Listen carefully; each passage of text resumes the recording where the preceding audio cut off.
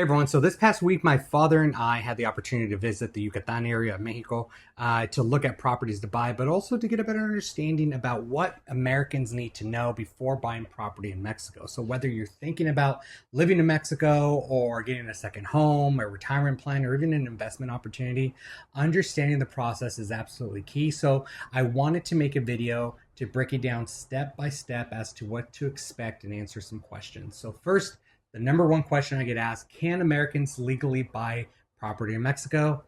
Yes, they absolutely can. However, if the property is within 50 kilometers of the coast or 100 kilometers of the border, you'll need to purchase through what is called a fideicomiso, which is a bank trust.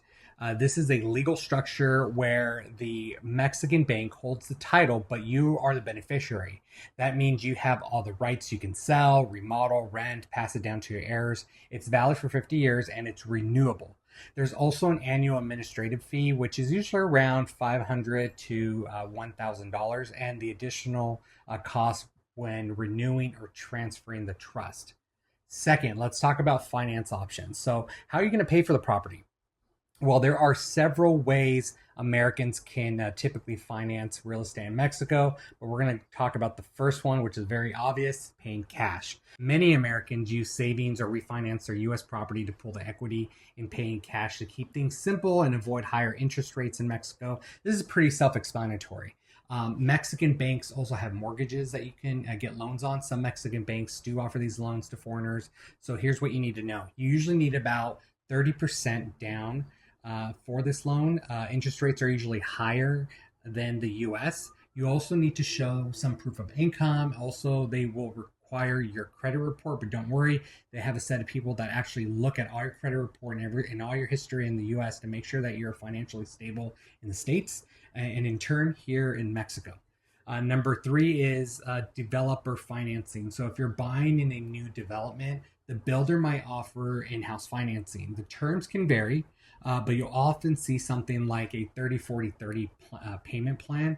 And so what does that mean? What is a 30-40 payment plan? So it represents a percentage of the total paid price at the different stages of the purchase. So 30% down when you sign the contract, which locks in your unit or your lot, 40% down during the construction, paid in a monthly or quarterly installments while construction progresses. And this can be within a 12 to 18 month process, and it helps the developer fund the build.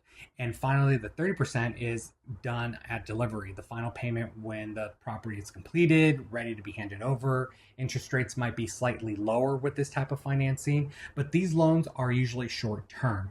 But keep in mind that this style may be different for different developers. Next step is the appraisal and the loan approval. So if you're financing the property, it has to go through a professional appraisal, also known as the bancario.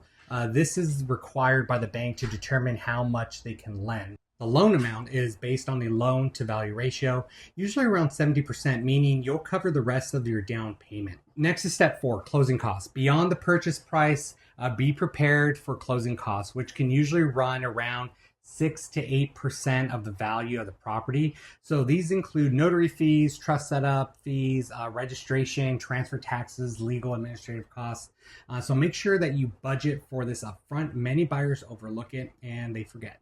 Step 5 is protecting yourself as a buyer. So when you're buying in Mexico, you want transparency and security. That's where the PROFECO comes in, Mexico's Federal Consumer Protection Agency. They regulate all real estate developments to ensure that developers register their contracts and disclose all terms, fees, and provide a fair legal process for buyers. So if there's ever a dispute, PROFECO can help mediate and protect your interests. So if you're buying into development, make sure that the builder is registered with PROFECO. So what else? I'll be making more of these videos over the next few weeks, but drop a comment below if you are interested in anything specific within the process. Buying in Mexico can be an incredible opportunity. Just make sure that you're informed, prepared, and protected. Thanks for watching. And if you found this helpful, don't forget to like, share, or even reach out with any questions. And if you're serious about buying in Mexico, I'll be happy to help you within your journey and also link you up with a team that I've managed to set up in the Yucatan or even in different parts of Mexico where we have professional Mexican agents in the area that you're looking in.